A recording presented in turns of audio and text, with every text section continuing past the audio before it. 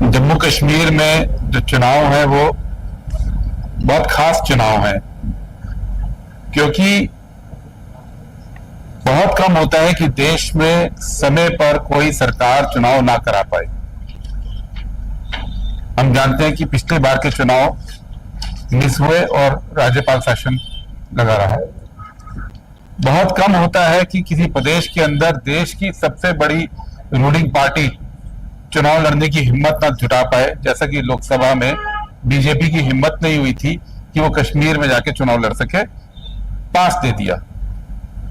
पिछले कई साल से कोशिश होती रही कश्मीर में बड़ी बड़ी बातें करने की, लेकिन इस पूरे दौरान में कश्मीर और जम्मू के जो लोगों की स्थिति है वो आपसे बेहतर कोई नहीं जानता, क्योंकि बीजेपी ने अपनी राजनीति देश में चमकाने के लिए निशाना तो कश्मीर के लोगों को बनाया था और मुसीबत जम्मू के लोगों को भुगतनी पड़ी।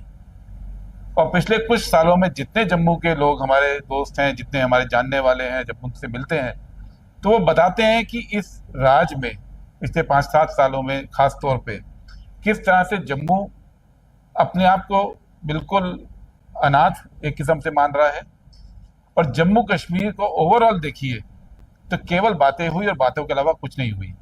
और बातें भी कैसी कि अब जैसे कल गृह मंत्री अमित शाह आए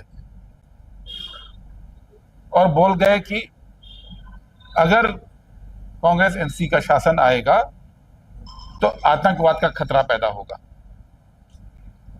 सुनकर लगे जैसे उल्टा चोर कोतवाल को डांटे, क्योंकि जो इतिहास है 1990 से लेके 2024 का 25 साल का, ये वो 25 साल है जिसमें से 15 साल के करीब बीजेपी ने भी राज किया। सॉरी, 35 साल में से 15 साल भी बीजेपी ने भी राज किया है। इस दौरान जब जब भारतीय जनता पार्टी किसी न किसी रूप में केंद्र में या तो सहयोगी दल रही या रूलिंग पार्टी रही, तो हमेशा आतंकवाद बढ़ा है, कम नहीं हुआ है।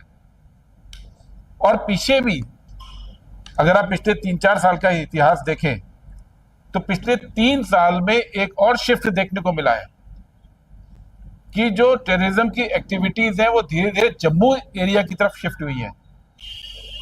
पहले कश्मीर में ये समस्या ज्यादा थी, लेकिन पैटर्न जो दिखा है वो जम्मू के अंदर शिफ्ट हुआ है। पिछले 3 साल में जम्मू एरिया में, जम्मू कश्मीर में 119 सिक्योरिटी फोर्सेस के लोगों को शहादत मिली है, उनको अपनी जान देनी पड़ी, जिसमें से 40% जो जाने गई हैं वो जम्मू एरिया में गई हैं। इसी तरह से अगर आप देखें तो पिछले 21 के बाद पुंछ में, राजौरी में, कठुआ में, रईसी में, डोडा में, उधमपुर में करीब 51 हमारे जो सिक्योरिटी फोर्सेस के लोग हैं उनकी जान गई है। तो इसकी जिम्मेदारी लेते हुए कोई बात नहीं करेगा, गृह मंत्री का इसकी जिम्मेदारी नहीं लेंगे। लगातार जब से ये लोग आए, चाहे पठानकोट में आईएसआई को बुलाना हो, चाहे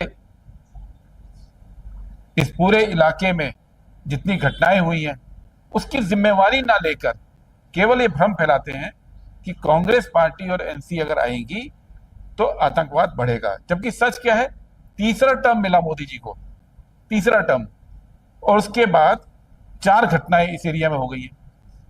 9 जुलाई को हुई, रईसी में बस पे अटैक हुआ था, 33 लोग घायल हुए थे, हम सब जानते हैं। उसके 48 घंटे बाद कठुआ और डोडा में अटैक हुआ था। 8 जुलाई को फिर एक अटैक हुआ कठुआ में, और 15 जुलाई को डोडा में अटैक हुआ जिसमें 4 सैनिक शहीद हुए।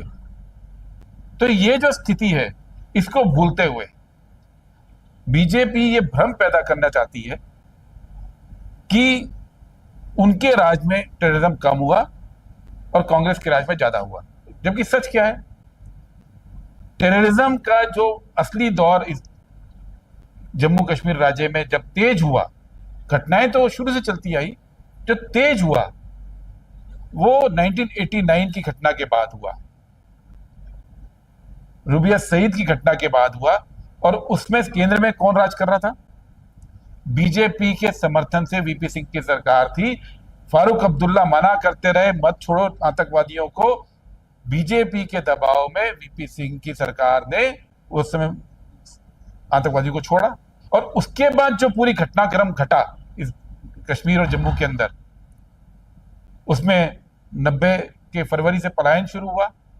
और आज मैं याद दिलाना चाहता हूं कि जब ये घटना हुई 1990 में पलायन शुरू हुआ, तो मार्च के अंदर लोकसभा के अंदर राजीव गांधी, जो उस समय नेता प्रतिपक्ष थे, लीडर ऑफ अपोजिशन थे, राजीव गांधी चुनाव हार चुके थे, वो लीडर ऑफ अपोजिशन थे, उन्होंने लोकसभा के अंदर एक डिबेट की डिमांड की और कश्मीर के हालात पे डिबेट हुई। और राजीव जी ने यह बोला कि कश्मीर के हालात बिगड़ रहे हैं और यहां पे सेना या बीएसएफ लगाएं। और किस पार्टी ने इसके विरोध किया था? आज अमित शाह जी पुरानी फाइलें नहीं खोलते हैं। किस पार्टी ने विरोध किया था?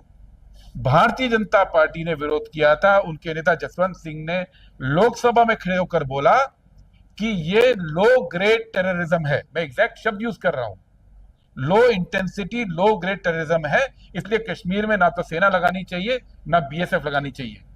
ये बीजेपी का स्टैंड था। और उसके बाद अप्रैल 1990 में जब भारतीय जनता पार्टी की राष्ट्रीय कार्यकारिणी की मीटिंग होती है, उसमें प्रस्ताव पारित होता है, उसमें कश्मीर का जिक्र नहीं करते। आडवाणी जी अध्यक्ष थे। भारतीय जनता पार्टी फरवरी में पलायन होना शुरू होता है। इनके अपने गवर्नर जगमोहन, जो बाद में वाजपेयी सरकार में मंत्री भी बनते हैं, वो गवर्नर होते हैं, उनके वक्त में पलायन शुरू होता है। और भारतीय जनता पार्टी उसके 2 महीने बाद अपनी राष्ट्रीय कार्यकारिणी में इस पर डिस्कशन भी नहीं करती। भारतीय जनता पार्टी अपनी राष्ट्रीय कार्यकारिणी के प्रस्ताव में इसका जिक्र भी नहीं करती, क्योंकि कश्मीर उनके लिए उस वक्त भी कभी इंपॉर्टेंट नहीं था। और वो लगातार केवल इस उसमें रहते थे कि किसी तरह से हिंदू मुस्लिम मुद्दा बन जाए और देश में उनकी राजनीति चमके।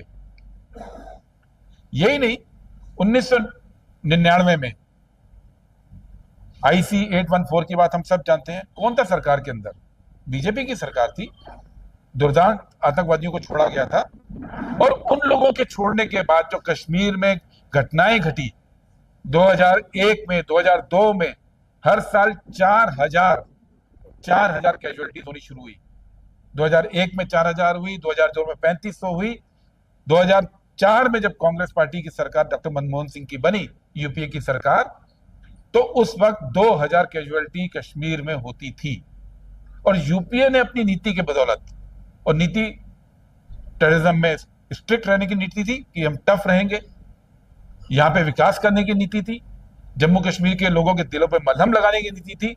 तो 2004 में जो 2000 कैजुअलिटीज होती थी, 2011 तक आते आते 70 रह गई। 2011 में, 12 में, 13 में, 14 में कश्मीर में जो कैजुअलिटीज होती थी वो 65-70 तक आ गई थी, जो देश में भी आप लगा लीजिए तो कई जगह पे इससे ज्यादा कैजुअलिटीज हो रही थी। और 2014 तक, 2010-11 से लेकर 14 तक यही कश्मीर घाटी थी, यही जम्मू कश्मीर था, यही जम्मू के इलाके थे, वैष्णो देवी थे, कश्मीर में डल झील थी। आप देखेंगे तो लोगों की फेसबुक पे आप जाके देखिए, टूरिज्म फल फूलने लगा था। कश्मीर में शादियां के फंक्शंस होने लग गए थे। 2010-11 के बाद नॉर्मलसी आई थी। उस नॉर्मलसी को जम्मू कश्मीर की भारतीय जनता पार्टी ने पिछले कुछ सालों में खत्म किया और लगातार कैजुअलिटीज वापस 400-300 तक पहुंचने लगी। कई बड़ी घटनाएं आतंकवाद की हुई। और भारतीय जनता पार्टी पिछले 5 साल में, इनकी पूरी डबल इंजन की सरकार यहां रही। सरकार भी क्या रही, मतलब पटरी भी इनकी थी, गार्ड भी इन्हीं का था, ड्राइवर भी इन्हीं का था, सब कुछ इनका था, लेकिन गाड़ी चली नहीं चली गाड़ी। 2019 से लेकर अब तक पूरे देश को बताया कि अब देखिए, अब कश्मीर पूरा औद्योगिकरण हो जाएगा, इंडस्ट्रियलाइजेशन हो जाएगा। देश में तो औद्योगिकरण हुआ 3%, कश्मीर में हुआ 1%। उस कश्मीर में जो डेवलपमेंट के हर पैमाने पर देश में 5वें-6वें नंबर का स्टेट होता था, कहीं कहीं दूसरे तीसरे नंबर का स्टेट था, उस स्टेट को वहां तक ले आए कि पिछले 5 साल के अंदर लगभग 65% सरकारी नौकरियां खाली है। वहां ले आए, पूरे देश को बोला कि अब कश्मीर में जमीन खरीदने का हक हो गया, आइए खरीदिए। एक इंडस्ट्रियलिस्ट ने इन्वेस्टमेंट नहीं किया है। एक कॉर्पोरेट का बड़ा एग्जांपल आपके पास नहीं आएगा। पूरे जम्मू कश्मीर में 5 साल के अंदर हुआ तो क्या हुआ? कॉन्ट्रैक्ट, बाहर के लोगों को कॉन्ट्रैक्ट, अपने लोगों को कॉन्ट्रैक्ट। केवल और केवल ये हुआ, यूथ बेरोजगार बैठा है, एजुकेशन पूरी प्राइवेट करने की कोशिश की है, बिजली को पूरा प्राइवेट करने की कोशिश की है, मीटर्स का जो हाल है वो आप सब जानते हैं। लोग रो रहे हैं। जो लोग सालों से अपनी जमीनों में बसे थे उनको उजाड़ने का काम इन्होंने किया और पूरा इस तरह से एक माहौल तैयार कर दिया कि एक जो खुशहाल स्टेट बनने लगा था जम्मू कश्मीर 2010 के बाद, जहां शांति थी, वहां पे पिछले कई साल से लगातार अटैक्स शुरू हुए। और इसकी जिम्मेदारी आज ना नरेंद्र मोदी लेते हैं प्रधानमंत्री के तौर पे, आज ना अमित शाह लेते हैं गृह मंत्री के तौर पे, ना ही आज यहाँ के राज्यपाल लेते हैं। तो आज जो हमारा ये कहना है कि कश्मीर के साथ खिलवाड़ हो चुका।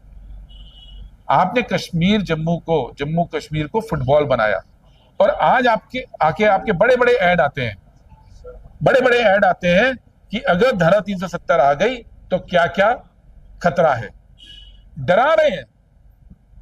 इतने साल के बाद आज ये बताना चाहिए कि 5 साल में जब से आपने हटाया तो आपने अच्छा क्या किया। वो डरा रहे हैं कि ये खतरा है, वो वादा कर रहे हैं कि हम ये करेंगे, लेकिन बीच का जो हिस्सा है वो चाहते हैं कि जम्मू की जनता और कश्मीर की जनता उस बीच के हिस्से को भूल जाए। कहते हैं हम राज्य का दर्जा देंगे। भाई आपको रोका किसने था देने से? अब तक आप ही ने छीना ना, कोई नई चीज तो दे नहीं रहे थे। आपने राज्य को तोड़ दिया, लद्दाख कारगिल को अलग कर दिया, इसको यूटी बना दिया, और आज आप किसको कह रहे हैं? और कहने की बात क्या है इनकी? सिर्फ कहते हैं। आप सबने सुना होगा प्रधानमंत्री जी के भाषण, नोटबंदी हो जाएगी तो कालाधन खत्म हो जाएगा। सिर्फ कहा, हुआ नहीं। मैं पीएम बन जाऊंगा तो 2 करोड़ नौकरी आएंगी, कहा, हुआ नहीं। मैं पीएम बन जाऊंगा तो काला धन भारत में ले आऊंगा, कहा, हुआ नहीं। पीएम बन जाऊंगा तो टेररिज्म खत्म हो जाएगा, कहा, हुआ नहीं। पीएम बन जाऊंगा तो अब ये कह रहे हैं कि सीएम बना दो तो जम्मू कश्मीर को फिर से राज्य का दर्जा दे दूंगा। आपको किसी ने रोका नहीं था, आपने एक स्टेट को तोड़ दिया और इस तरह से तोड़ा कि 5 साल से सुप्रीम कोर्ट में पिटीशन पेंडिंग है, उसकी सुनवाई नहीं हो रही है। सुप्रीम कोर्ट में लोग गए, उसकी सुनवाई नहीं हो रही है। 5 साल हो गए, अब तो 5.25 साल हो गए इस बात को। तो सवाल ये है कि ये जो राष्ट्रीय राजनीति में विभाजन पैदा करने के लिए कश्मीर और जम्मू की जनता को जो फुटबॉल बनाया भारतीय जनता पार्टी ने, जिसको आज जम्मू की जनता भी पूरी समझ रही है। आज आप जम्मू के किसी इलाके में जाइए, मुझसे लोग कह रहे थे आज कि आज बीजेपी वालों का बहुत प्रचार घर घर में चल रहा है, बहुत लोग जा रहे हैं। तो जब मैं लोगों से बोला तो बोला ये जितना हमारे घर में आएंगे उतना इनके कुकर्म याद आएंगे, उतना इनका करप्शन हमें याद आ रहा है, उतना इन्होंने जो काम नहीं किया वो याद आ रहा है। तो भारतीय जनता पार्टी के लिए हमारा ये कहना है कि जम्मू कश्मीर की जनता से आप बहुत खेल लिए, और जम्मू कश्मीर की जनता से हमारी अपील है कि राहुल गांधी के नेतृत्व में एक बार फिर से जम्मू में ये मैसेज दिया है उन्होंने, चलकर वो गए, उनको हमने भी रोका था कि आप कश्मीर की सड़क पे ऐसे मत चलिए, खतरा है। उनको रोका कि खतरा सड़क पे भी हो सकता है, खतरा सीमा पार से भी मोटर अटैक का हो सकता है, लेकिन वो नहीं माने। मैं गवाह हूं उस समय जब आपके सिक्योरिटी के जो टॉप ऑफिसर्स हैं वो राहुल जी को समझा रहे थे, उन्हें बोला नहीं मुझे सड़क पे चलना है, जम्मू की जनता के लिए, कश्मीर की जनता के लिए चलना है। तो पुलिस ऑफिसर्स ने उनको आके फिर समझाया कि आप चलिए, लेकिन किसी को गले मत लगाइए जैसे आप पूरे देश में लगाते आ रहे हैं कि पता नहीं कपड़ों में क्या छुपाओ। तो मुझे बोले वहां पे, बोले ठीक है, मान ली बात। और वो चलना शुरू हुए और 5-6 मिनट बाद ही एक आदमी खड़ा था जाके गले। उसके बाद थोड़ी देर बाद जो सड़क पे दिख रहा था, जो उनके पास आना चाहता था, गले लगा रहे थे। रिस्क ले रहे थे, अपनी जान हथेली पे लेके चल रहे थे। क्यों चल रहे थे? इसलिए चल रहे थे कि जो ये जम्मू कश्मीर के साथ इतना जुल्म हुआ है, पुराने सालों में हुआ है, पिछले 5 सालों में हुआ है, उसमें वो ये संदेश दे रहे थे कि जम्मू की और कश्मीर की जनता बाकी देश से अलग नहीं है। राहुल गांधी ये संदेश लेके चल रहे थे कि चाहे कोई भी खतरा हो, कोई भी जोखिम उठाना पड़े, लेकिन जम्मू में और कश्मीर के लोगों को मैं ये संदेश देना चाह रहा हूं कि आप हमारे हैं, आप भारत के हैं, आप हिंदुस्तान के हैं। भारत जोड़ो यात्रा को वहां पे इसलिए खत्म किया था कि ये भारत बिना जम्मू कश्मीर के जुड़ ही नहीं सकता। वो भारत का मुकुट है, लेकिन मुकुट के अलावा वो भारत का दिल भी है। वो मैसेज देने के लिए राहुल गांधी चले थे और मुझे लगता है कि ये मैसेज जम्मू कश्मीर की जनता भी जानती है, ये मैसेज यहाँ के जो प्रबुद्ध लोग हैं उनके दिलों में उतरा है। और इसलिए आज आपके मार्फत हम ये उनसे अपील भी कर रहे हैं कि आने वाले दिनों में अगर शान से सिर उठा के चलना है, शान से, कि ये देश का एक विकसित राज्य पहले भी था, यहाँ पे अच्छे मेडिकल कॉलेज पहले भी थे, यहाँ पे इंजीनियरिंग कॉलेज पहले भी थे, यहाँ पे विकास पहले भी था, डेवलपमेंट इंडेक्स में ये राज्य इंडिया के टॉप राज्यों में से था, पर कैपिटा इनकम के मामले में इंडिया के टॉप राज्यों में से था। ये संदेश जम्मू कश्मीर से जाना चाहिए, देश के अंदर ही जाना चाहिए, और इस संदेश को लेकर कांग्रेस पार्टी चुनाव लड़ रही है। जी, सवाल आप कुछ भी पूछ सकते हैं, मैनिफेस्टो पे बोलना है तो बोल दूंगा। मैनिफेस्टो पे सर जो पॉइंट्स थोड़ा सा मैनिफेस्टो कल हमारा रिलीज हुआ है कश्मीर के अंदर, उसके ऊपर जरा चर्चा करेंगे।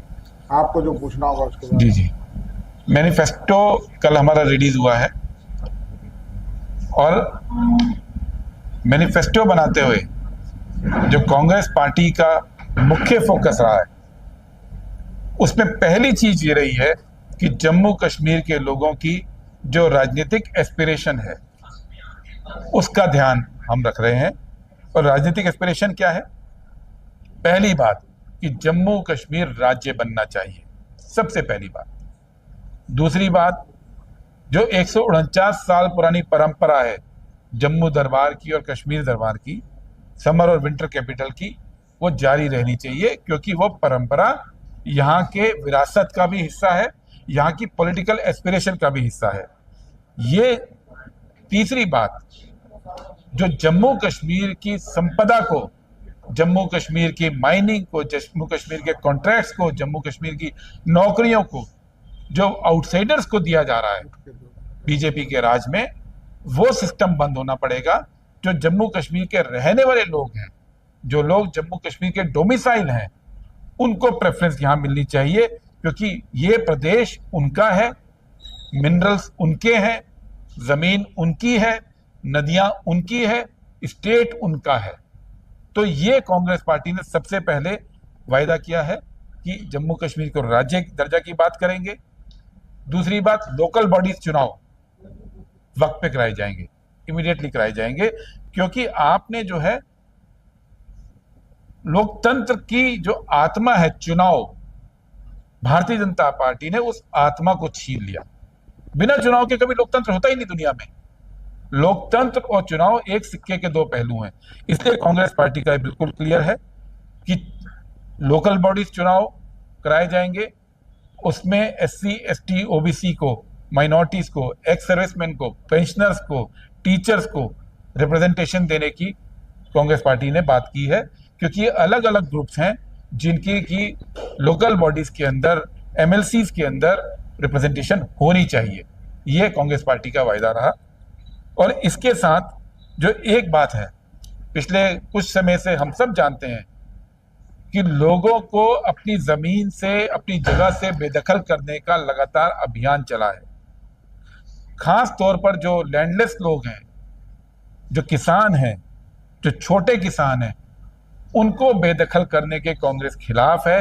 अगर किसी विकास के लिए कोई जगह चाहिए तो उसके लिए भरपूर कॉम्पनसेशन, होना चाहिए जो देश में और जगह पे मिलता है। मुझे मालूम नहीं यहाँ पे कितना लोगों को उसका होगा, लेकिन अगर आपकी जमीन है तो 4-4, 5-5 गुना सरकार से कॉम्पनसेशन मिलता है। उस बात को कांग्रेस पार्टी जम्मू कश्मीर में लागू करने का अपने मैनिफेस्टो में वायदा कर रही है। इसी तरह से जो लोग जम्मू कश्मीर छोड़कर गए उनको रिहेबिलिटेट करने के लिए लगातार बात हो रही है। और अभी मैं बीजेपी की स्टेटमेंट सुनता हूं कि प्रधानमंत्री मोदी ने उनके लिए बहुत काम किया। काम क्या किया? डॉक्टर मनमोहन सिंह की सरकार ने 2 बार पैकेज दिया, 2008 में और 13 में 2 बार पैकेज दिया। और कांग्रेस की जब गवर्नमेंट थी तो रिहेबिलिटेशन सेंटर्स बने, कॉलोनी बननी शुरू हुई। आज 2024 में वहीं के वहीं काम अटका हुआ है। मोदी सरकार ने फिर कोई काम नहीं किया। मनमोहन सिंह जी की सरकार थी, 3000 पोस्ट क्रिएट हुई थी, जिसमें से 1 साल के अंदर 1963 पोस्ट भर दी गई थी। जो पलायन किए परिवार थे उनको 1963 पोस्ट दे दी गई थी। और मोदी सरकार ने पिछले 10 साल के अंदर इसको इग्नोर करके रखा। अब पिछले कुछ महीनों पर उस पर भर्ती शुरू की है। जो 3000 पोस्टें इन्होंने बनाई, 3000 डॉक्टर मनमोहन सिंह की सरकार ने बनाई थी, 3000 मोदी सरकार ने। लेकिन जो इनकी पोस्टें एक तो खाली रही, चलो खाली रही वो अलग बात है। जो लोग वहां आके बसे या जो परिवार वहां बसे हुए थे, जब उनके ऊपर अटैक्स हुए और उन्होंने सरकार से मदद मांगी तो उनको यह कह दिया गया कि आपको छुट्टी भी नहीं मिलेगी, आपको मदद भी नहीं मिलेगी, आपको वहीं उसी इलाके में जाके नौकरी करनी है, खतरा उठाना है। और उस खतरे से बचाने के लिए इस सरकार ने कोई काम नहीं किया। और ये कहते हैं हमने कॉम्पनसेशन दे दिया उनके लिए 3650 रुपए, 3650 रुपया किया विस्थापितों के लिए कॉम्पनसेशन पर व्यक्ति, मैक्सिमम 13000 रुपए पर साल पर फैमिली 2016 में। आज क्या चल रहा है? 9 साल हो गए। और 13000 किया किससे था? यूपीए की सरकार, डॉक्टर मनमोहन सिंह की सरकार में 10000 रुपए होता था, उसको 3000 रुपए बढ़ा दिया और उसको अपनी उपलब्धि गिनाते हैं। और 9 साल भूल गए उन सबको और बातें करते हैं इतनी बड़ी बड़ी। यही वजह है कि पिछले 10 साल के अंदर आपको कोई इंस्टेंस नहीं मिल रहे हैं कि वापस जो पलायन किए थे, जो विस्थापित हुए थे कश्मीरी पंडित परिवार, वो वापस जाके नहीं बस रहे। ये जो कांग्रेस पार्टी का वायदा है कि जो डॉक्टर मनमोहन सिंह की पॉलिसी थी, डिस्प्लेस्ड लोगों के लिए जो पैकेज था, उसको हम पूरी तरह से लागू करेंगे, जैसा कि उन सालों में लागू करके दिखाया था।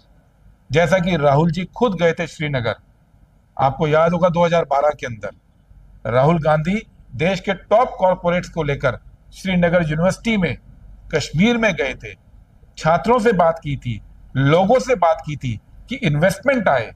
वो प्रक्रिया पूरी तरह से बीजेपी ने खत्म कर दी। उस प्रक्रिया को दोबारा शुरू करेंगे।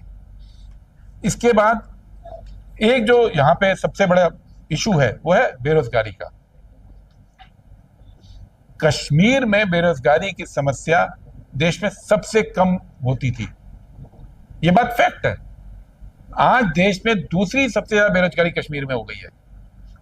दूसरी सबसे ज्यादा बेरोजगारी, सेकंड नंबर पे कश्मीर है। वैकेंसीज खाली पड़ी है 65%। तो कांग्रेस पार्टी ने अपने मैनिफेस्टो में क्लियर कट वायदा किया है कि हम लोग आएंगे तो 1 लाख सरकारी वैकेंसी को तुरंत भरेंगे। उसके लिए एक जॉब कैलेंडर इशू होगा। जॉब कैलेंडर में डेट होगी कि किस तारीख को एड निकलेगा, किस तारीख को एग्जाम होगा और किस तारीख को अपॉइंटमेंट लेटर मिलेगा। और ये हम पहली बार नहीं कर रहे हैं, ये सेम जॉब कैलेंडर कांग्रेस ने तेलंगाना में निकाला था।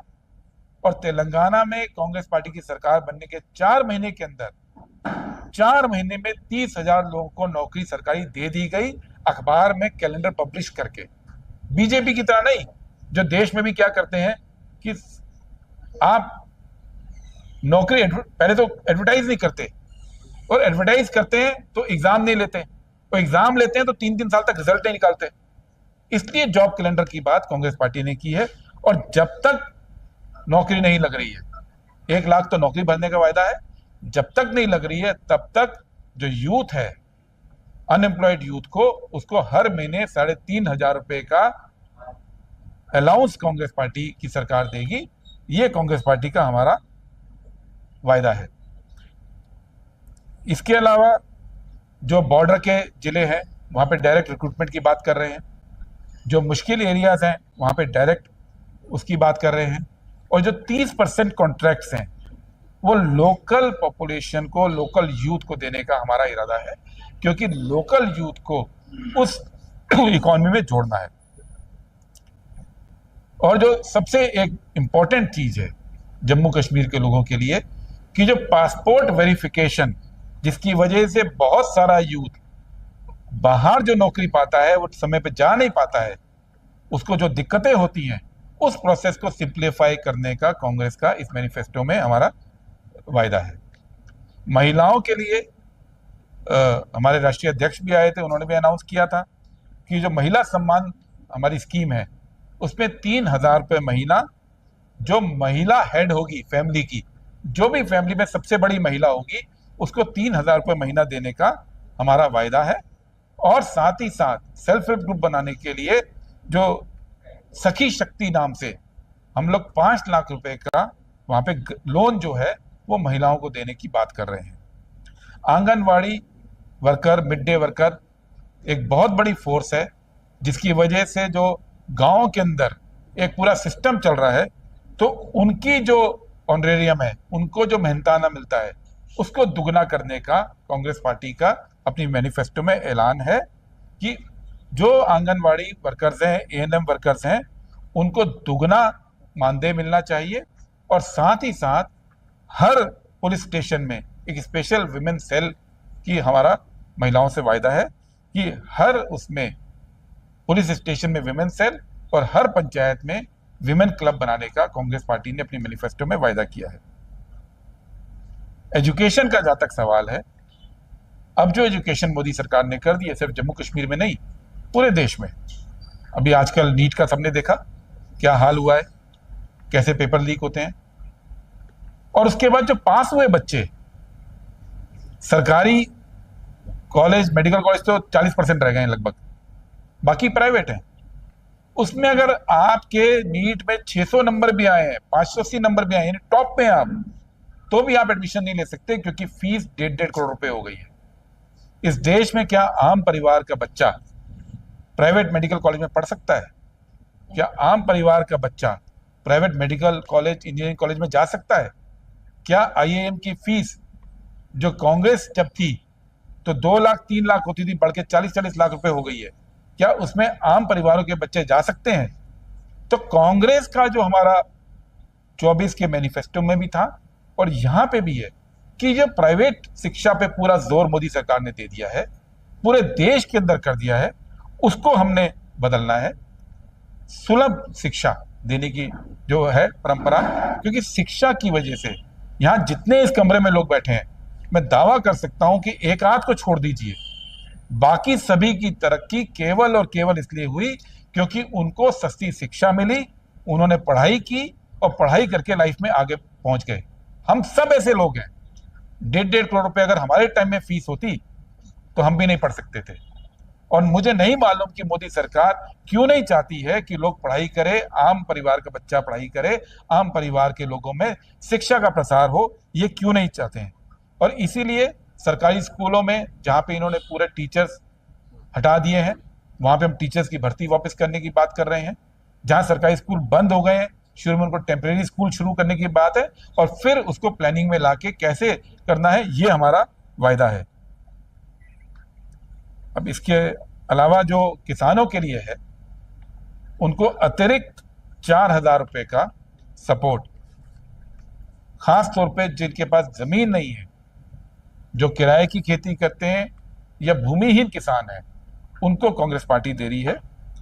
और जो लोगों के पास जमीन नहीं है लेकिन वो उस जमीन पे खेती करते हैं, भूमिहीन काश्तकार जिसको बोलते हैं, लैंडलेस एग्रीकल्चर लेबर, उनको 99 साल की लीज पर जमीन देने का कांग्रेस पार्टी की मैनिफेस्टो में वायदा किया गया है कि उसमें देंगे। और साथ ही अभी सब एमएसपी तो दे नहीं रही है, बीजेपी वायदा कर दिया था जब किसानों का आंदोलन उठाना था, बोले थे हम एमएसपी लाएंगे, लेकिन एक इशू पे हम एमएसपी का वायदा कर रहे हैं कि कांग्रेस पार्टी की सरकार जम्मू और यह खासतौर पर कश्मीर में है, सेब को ऊपर 72 रुपए प्रति किलो की एमएसपी का हमारा वायदा है कि सेब के लिए 72 रुपीज की एमएसपी और सारी क्रॉप के लिए जितनी भी क्रॉप होती है उसके लिए 100% इंश्योरेंस का कांग्रेस पार्टी ने अपनी मैनिफेस्टो में किया है।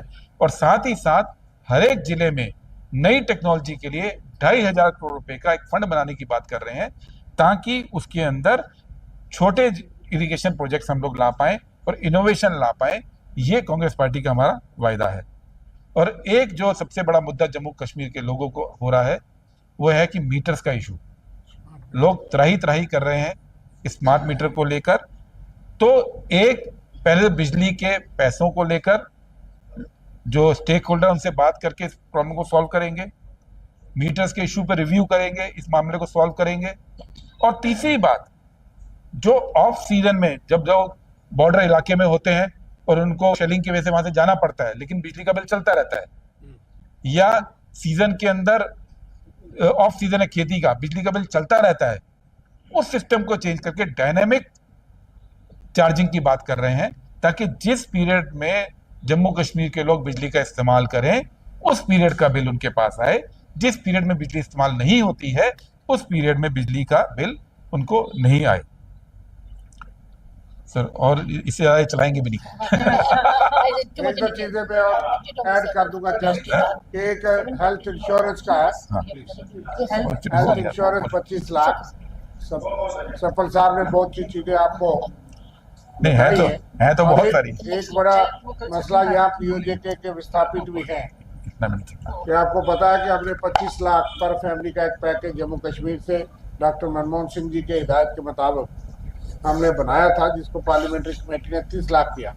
और बीजेपी कहती थी कि हम 8 असेंबली की सीटें जो पीओजेके से विस्थापित आए उनमें से एक मैं भी हूँ कि इनके लिए आरक्षित करेंगे असेंबली में। उसमें मैं भी हूँ। आप भी है तो 30 लाख जो है उन्होंने कहा था। आप लोग तो ये इशू जानते हैं। सिर्फ जो हमने मैनिफेस्टो में रखा है कि हम उस पैकेज को पूरा लागू करवाएंगे।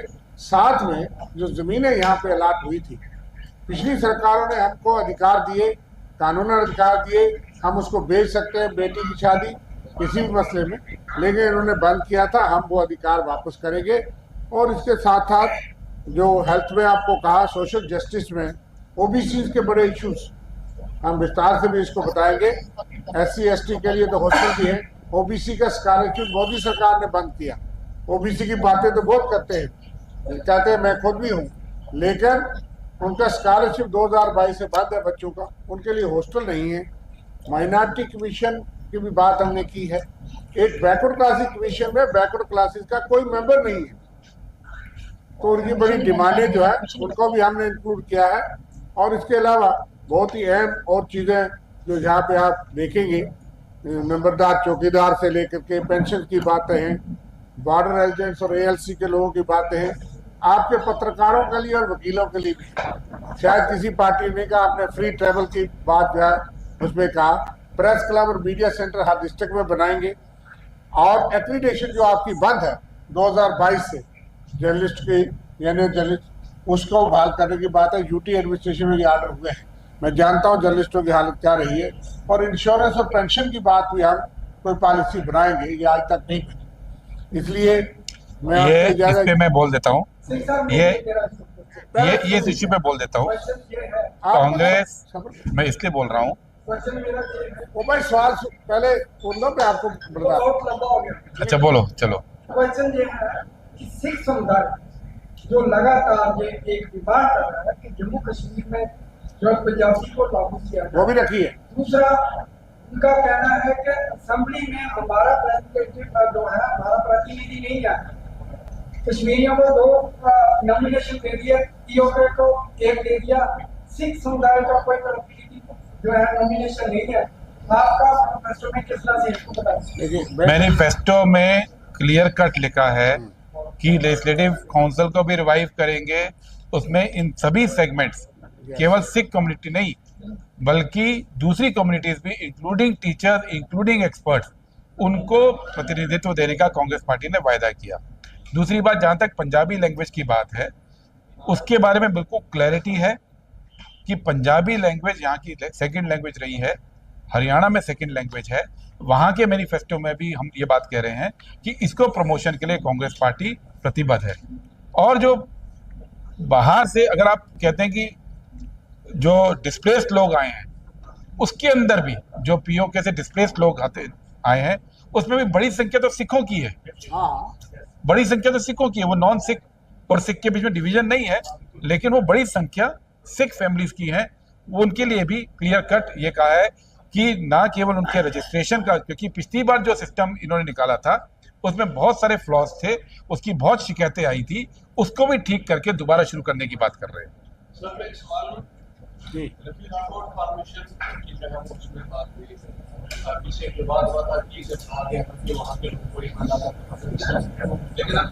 एक मिनट में खामोशी का दान दीजिए।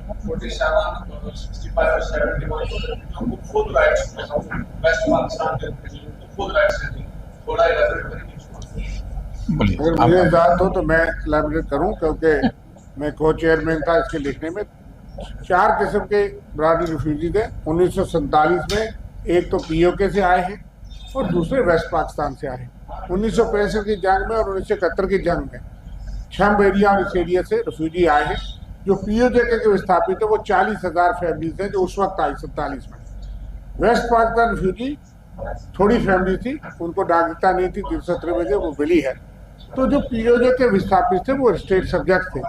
हम लोग महाराजा की स्टेट के स्टेट सब्जेक्ट थे, इसलिए हमको पूरा अधिकार है। जो यहाँ रहते थे जम्मू में या मीरपुर, मुजफ्फराबाद, जब पुंछ में रहते थे, उनका अधिकार क्यों नहीं? ऑक्यूपेंसी राइट के अधिकार हमको मिले, उसको बेच सकते थे।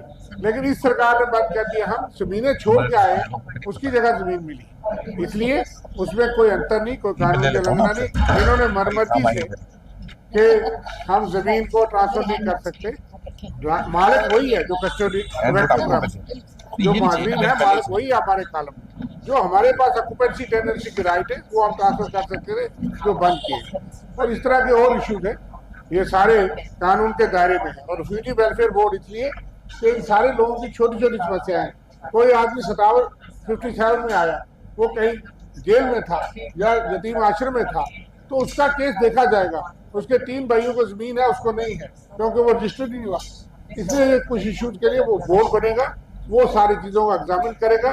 70 साल से जो लोग डिमांड कर रहे थे, तो उनका कंप्रीहेंसिव सोल्यूशन होगा, उसका कोई और मकसद नहीं है। उनके छोटे छोटे इशूज, किसी को रिलीफ नहीं मिला, 5.5 लाख भी नहीं मिला। अभी 4000 फैमिलीज ऐसी हैं जिनको 5 साल में रिलीफ नहीं मिल सका बिकॉज ऑफ दीज रीजंस। और भी कई इशूज हैं जो बोर्ड जो है वो गवर्नमेंट के पास उठाएगा। जी 2500 करोड़ पर all district level irrigation projects ये वन टाइम हो गया? नहीं, एनुअल नहीं है ये। 2500 करोड़ का अभी फर्स्ट फेज में टोटल हम वायदा कर रहे हैं, क्योंकि इरिगेशन के प्रोजेक्ट कंटिन्यूअस प्रोजेक्ट हैं। आप ये स्टैंड नहीं ले सकते कि हमने एक बार इरिगेशन का प्रोजेक्ट बना दिया, अब आगे इस पर कोई इन्वेस्टमेंट नहीं होगा। लेकिन पहली बार में 2500 करोड़ का अलग से एलोकेशन हम कर रहे हैं। Thank you. Thank you very much.